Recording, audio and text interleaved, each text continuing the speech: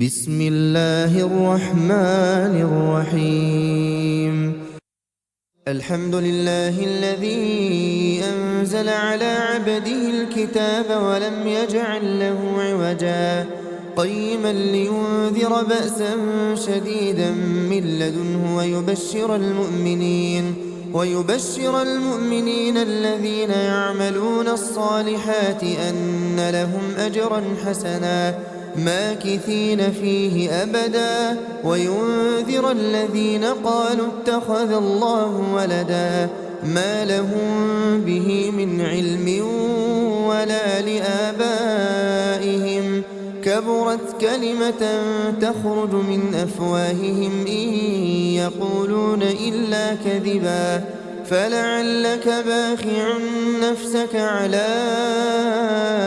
آثارهم إن لم يؤمنوا بهذا الحديث أسفا إنا جعلنا ما على الأرض زينة لها لنبلوهم أيهم أحسن عملا وإنا لجاعلون ما عليها صعيدا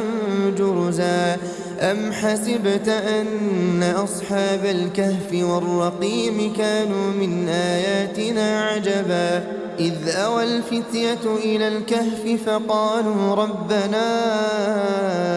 آتنا من لدنك رحمة وهيئ لنا من أمرنا رشدا فضربنا على آذانهم في الكهف سنين عددا ثم بعثناهم لنعلم أي الحزبين أحصى لما لبثوا أمدا نحن نقص عليك نبأهم بالحق إنهم فتية آمنوا بربهم وزدناهم هدى وربطنا على قلوبهم إذ قاموا فقالوا ربنا رب السماوات والأرض لن ندعو من دونه إلها لقد قلنا إذا شططا هؤلاء قوم اتخذوا من دونه آلهة لولا يأتون عليهم بسلطان بين فمن أظلم ممن افترى على الله كذبا وإذ اعتزلتموهم وما يعبدون إلا الله فأووا إلى الكهف ينشر لكم ربكم من رحمته ويهيئ لكم من أمركم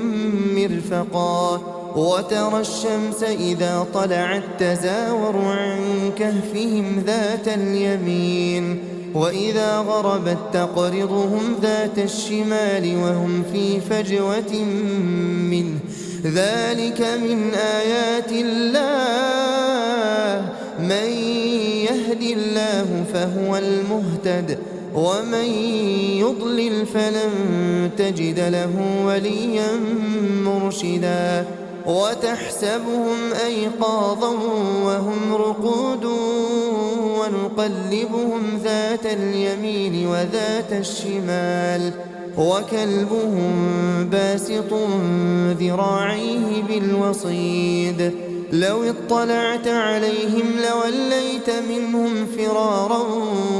ولملئت منهم رعبا وكذلك بعثناهم ليتساءلوا بينهم قال قائل منهم كم لبثتم قالوا لبثنا يوما أو بعض يوم قالوا ربكم أعلم بما لبثتم فابعثوا أحدكم بورقكم هذه إلى المدينة فلينظر أيها أزكى طعاما فليأتكم برزق منه وليتلطف ولا يشعرن بكم أحدا إنهم إن يظهروا عليكم يرجموكم أو يعيدوكم في ملتهم ولن تفلحوا إذا أبدا وكذلك أعثرنا عليهم ليعلموا أن وعد الله حق وأن الساعة لا ريب فيها إذ يتنازعون بينهم أمرهم فقالوا ابنوا عليهم بنيانا ربهم أعلم بهم قال الذين غلبوا على أمرهم لنتخذن عليهم مسجدا سيقولون ثلاثة رابعهم كلبهم ويقولون خمسة سادسهم كلبهم رجما بالغيب ويقولون سبعة وثامنهم كلبهم قل ربي أعلم بعدتهم ما يعلمهم إلا قليل فلا تمار فيهم إلا مراء ظاهرا ولا تستفت فيهم منهم أحدا ولا تقولن لشيء إني فاعل ذلك غدا إلا أن يشاء الله واذكر ربك إذا نسيت وقل عسى أن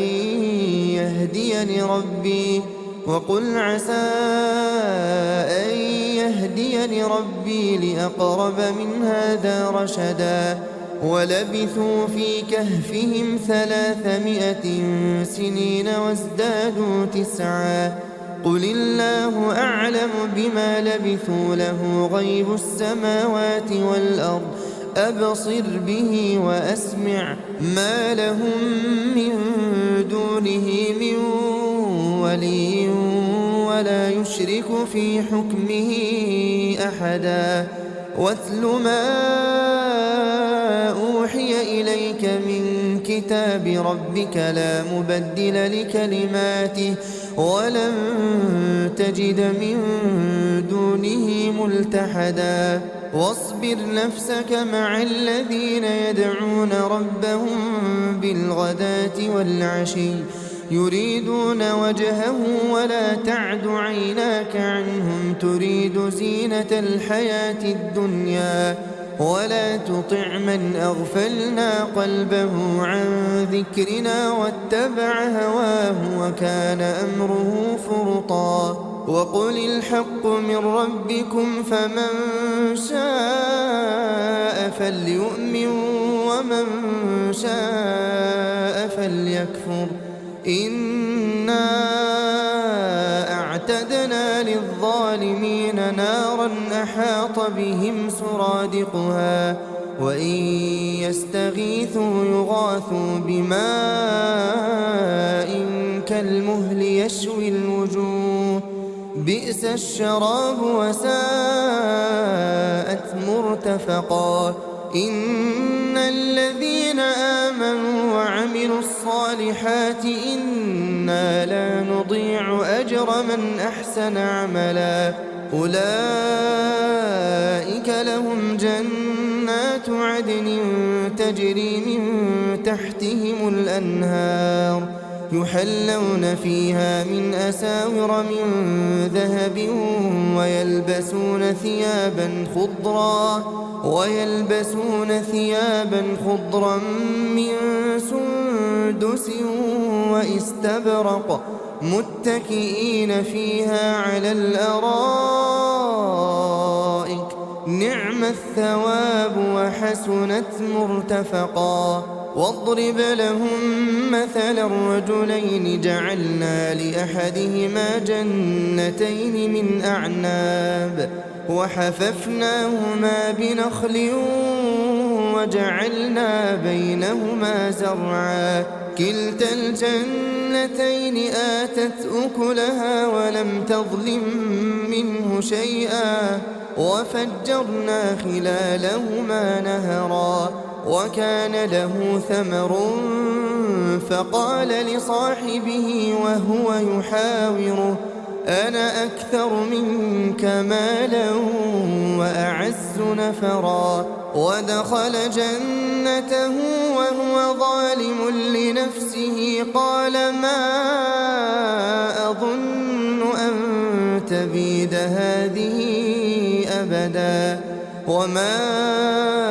أظن الساعة قائمة ولئن رددت إلى ربي لأجدن خيرا منها منقلبا قال له صاحبه وهو يحاوره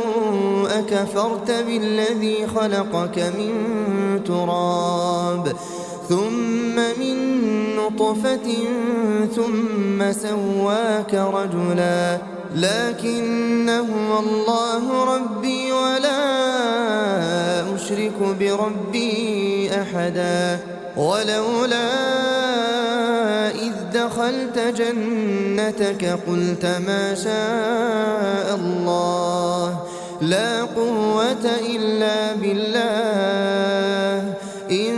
ترني أنا أقل منك مالا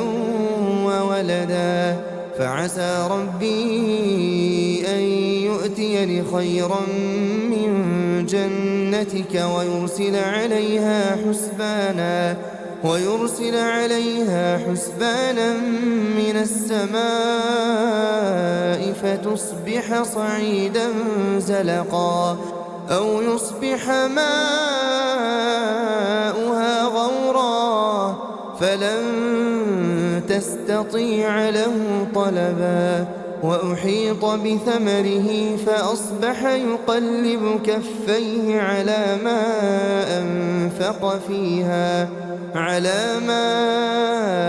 أنفق فيها وهي خاوية على عروشها ويقول يا ليتني لم أشرك بربي أحدا ولم تكن له فئة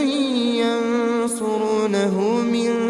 دون الله وما كان منتصرا هنالك الولاية لله الحق هو خير ثوابا وخير عقبا واضرب لهم مثل الحياة الدنيا كماء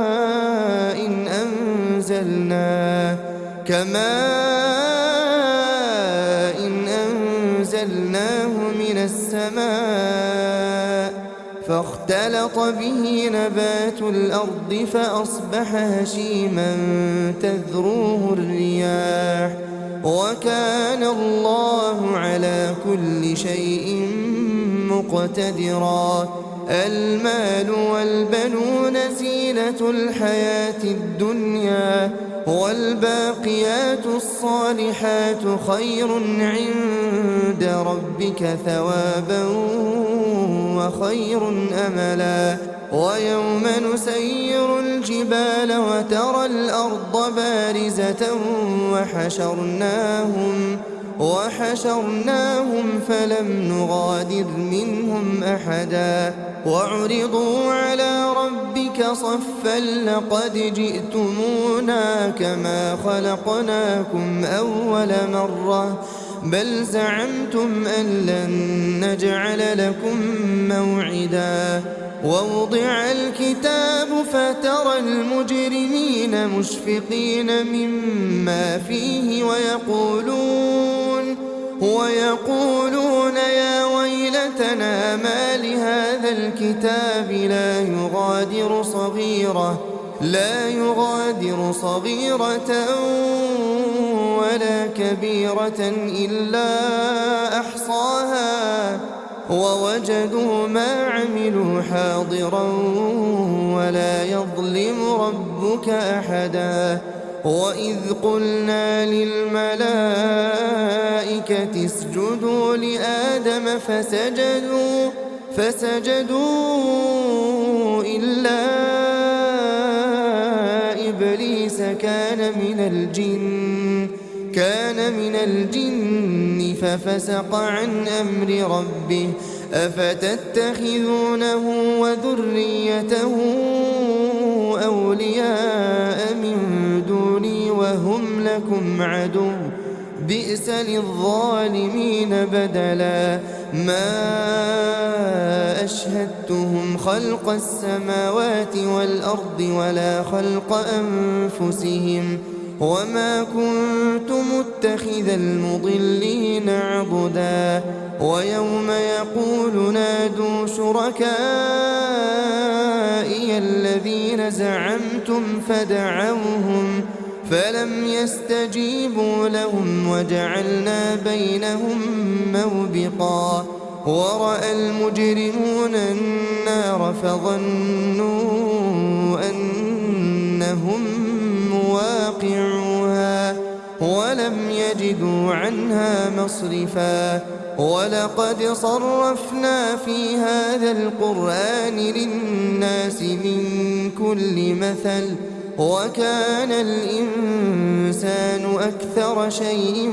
جدلا وما منع الناس أن يؤمنوا إذ جاءهم الهدى ويستغفروا ربهم إلا أن تأتيهم سنة الأولين أو يأتيهم العذاب قبلا وما نرسل المرسلين إلا مبشرين ومنذرين ويجادل الذين كفروا بالباطل ليدحضوا به الحق واتخذوا آياتي وما أنذروا هزوا ومن أظلم ممن ذكر بآيات ربه فأعرض عنها ونسي ما قدمت يداه إنا جعلنا على قلوبهم أكنة أن يفقهوه وفي آذانهم وقرا وإن تدعهم إلى الهدى فلن يهتدوا إذا أبدا وربك الغفور ذو الرحمة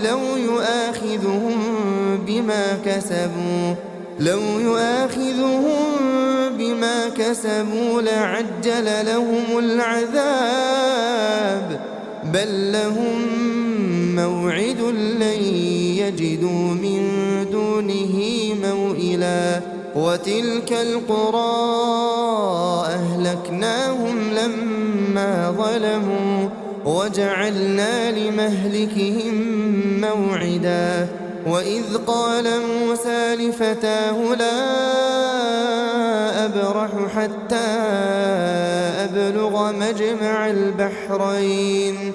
حتى أبلغ مجمع البحرين أو أمضي حقبا فلما بلغا مجمع بينهما نسيا حوتهما فاتخذ سبيله في البحر سربا فلما جاوزا قال لفتاه آتنا غداءنا لقد لقينا من سفرنا هذا نصبا قال أرأيت إذ أوينا إلى الصخرة فإني نسيت الحوت وما أنسانيه إلا الشيطان أن أذكره واتخذ سبيله في البحر عجبا قال ذلك ما كنا نبغي فارتدا على آثارهما قصصا فوجدا عبدا من عبادنا آتيناه رحمة من عندنا وعلمناه من لدنا علما قال له موسى هل أتبعك على أن تعلمني مما علمت رشدا قال إنما إنك لن تستطيع معي صبرا وكيف تصبر على ما لم تحط به خبرا قال ستجدني إن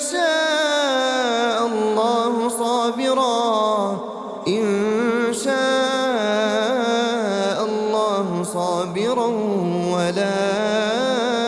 أعصي لك أمرا قال فإن اتبعتني فلا تسألني عن شيء حتى أحدث لك منه ذكرا فانطلقا حتى إذا ركبا في السفينة خرقها قال أخرقتها لتغرق أهلها لقد جئت شيئا إمرا قال ألم أقل إنك لن تستطيع معي صبرا قال لا تؤاخذني بما نسيت ولا ترهقني من أمري عسرا فانطلقا حتى إذا لقيا غلاما فقتله قال أقتلت نفسا زكية بغير نفس لقد جئت شيئا نكرا قال ألم أقل لك إنك لن تستطيع معي صبرا قال إن سألتك عن شيء بعدها فلا تصاحبني قد بلغت من لدني عذرا فانطلقا حتى إذا أتيا أهل قرية استطعما أهلها فأبوا أن يضيفوهما فوجدا فيها جدارا يريد أن ينقض فأقامه قال لو شئت لاتخذت عليه أجرا قال هذا فراق بيني وبينك سأنبئك بتأويل ما لم تستطع عليه صبرا أما السفينة فكانت لمساكين يعملون في البحر فأردت أن أعيبها وكان وراءهم ملك يأخذ كل سفينة غصبا وأما الغلام فكان أبواه مؤمنين فخشينا أن يرهقهما طغيانا وكفرا فأردنا أن يبدلهما ربهما خيرا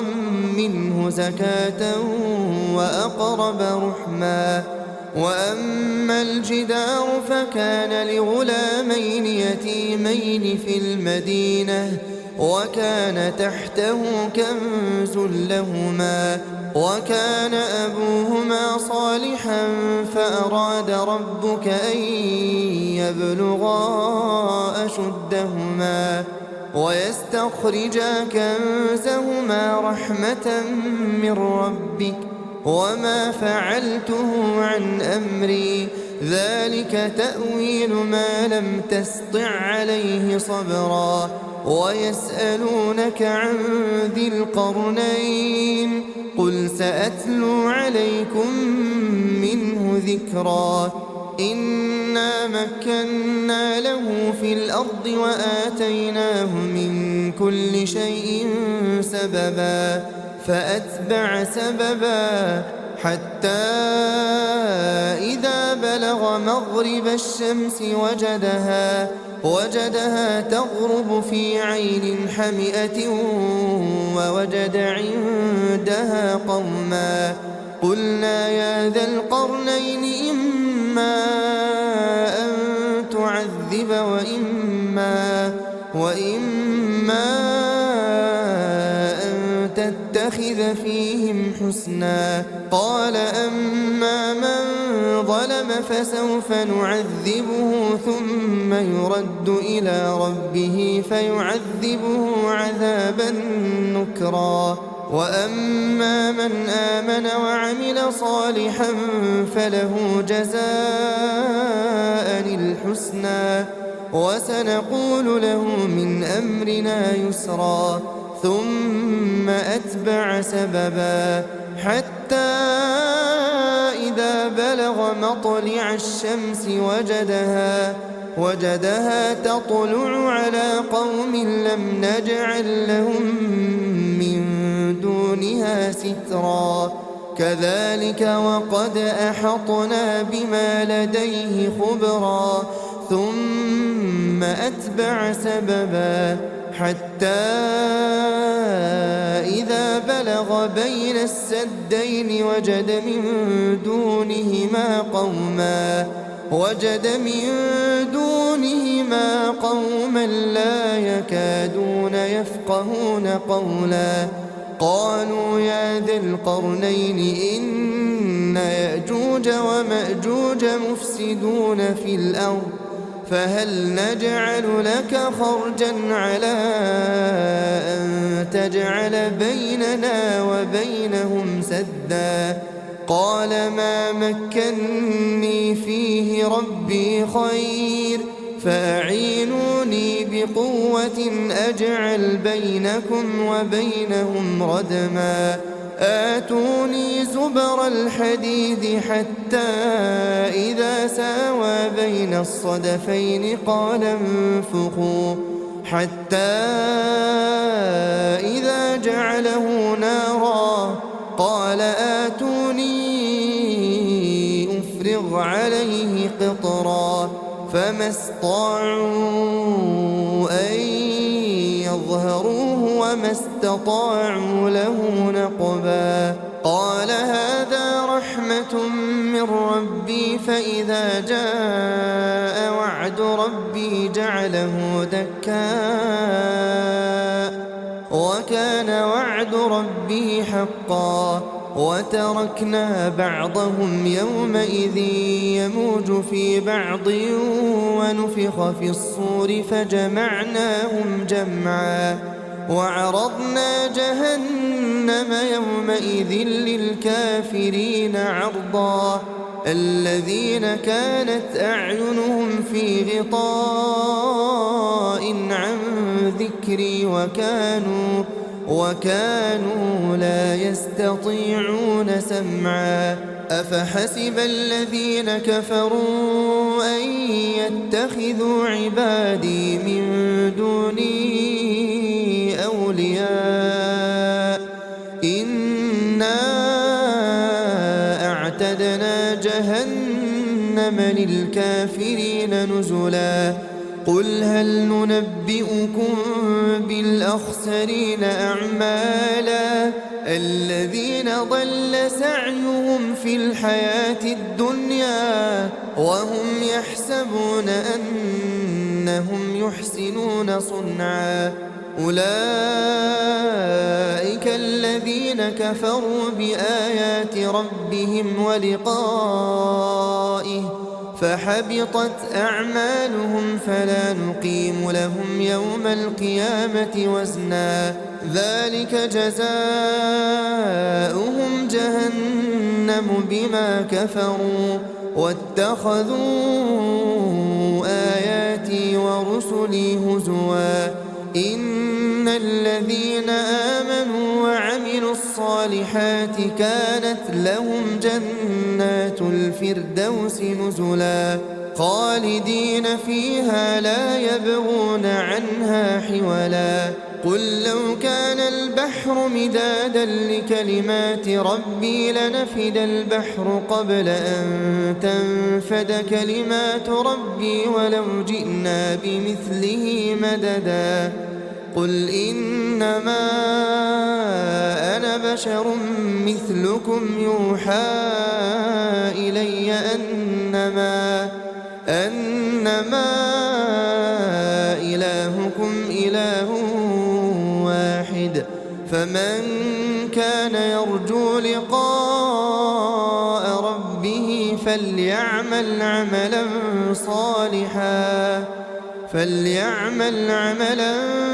صالحا ولا ولا يشرك بعبادة ربه أحدا.